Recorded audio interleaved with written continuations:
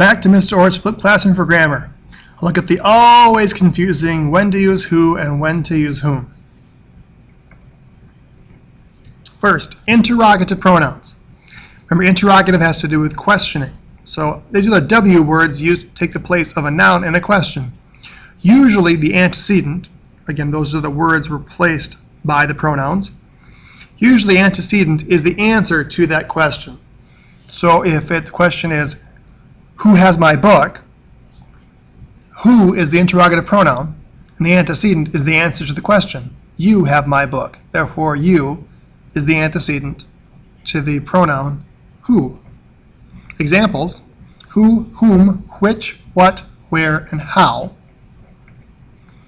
Don't also forget that whoever, whomever, on down the list also can be considered interrogative pronouns. All right, so common errors. When to use these? Who and whom? Well, use who or whoever as the nominative case. This is a subject or predicate pronoun. So we're going to go back to the same rules as before. It's going to be the subject of the verb, or it's going to follow a linking verb. You use whom or whomever only as an object.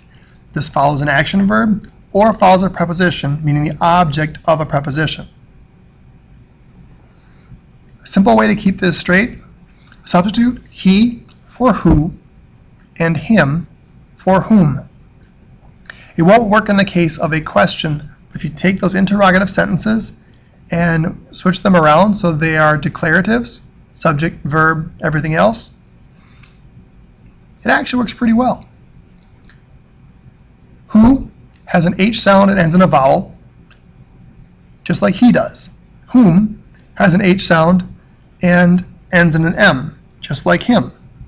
Therefore, it's an easier way phonetically or in your ears to keep track of things. As far as whose versus whose, W-H-O' versus whose, W-H-O-S-E, that who, the apostrophe, is similar to lesson 3. These are contractions, so it's just who is, whereas whose is possessive of the word who. Don't use it that often, but if you want to say whose book is this, it should be W-H-O-S-E, book is this. All right, getting into some trickier areas here, but subordinate clauses. If we're going to deal with who and whom, the most confusing case of when to use these isn't so much simply figuring out where the verb is in a sentence. It has to do with if there's more than one, in which case you have two clauses, one of which being subordinate in a sentence. I want to know who will be going to the dance.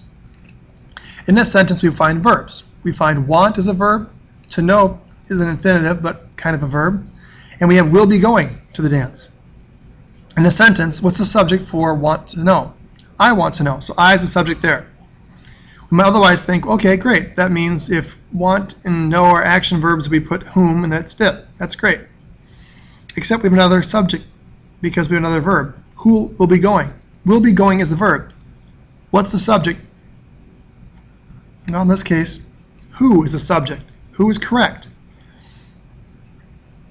Another way to think about it, try that example where we switched it out. I want to know he will be going to the dance. I want to know him will be going to the dance. He works more appropriately, therefore who's a better choice? Okay? Again, who is correct because it's the subject for the phrase will be going.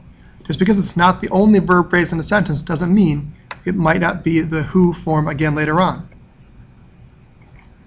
Give a cookie to whomever or whoever asks for one.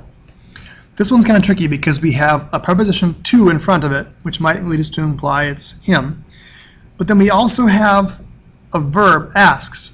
Well, what's more important, verbs or prepositions? Which do we learn first this year? Verbs. So we need to have a subject for the verb asks. In this case, that means we need to know, is it he asks or him asks for one? It's going to be he asks because we need a subject form in front of that verb asks. Therefore, we're going to choose whoever. Let's do some practice together. Be a good idea this time. Whose or whosever woods these are, I think I know. Okay, I stole it from a poem. We're talking about woods. Are we talking about whose or whosever? Well, I think we're referring to one person specifically, so we'll just choose whose. because whose describes woulds. Whose ever is going to be a little more open, probably not followed by an actual noun. To who or to whom was the giraffe given? We might have otherwise phrased it as the giraffe was given to blank. But we need to put that up front. Or who is the giraffe given to? Would be even more common among most people. Who is the giraffe given to? But we look at the sentence, we have was given as the verb phrase. What was given? The giraffe was given. That's the subject, not who or whom.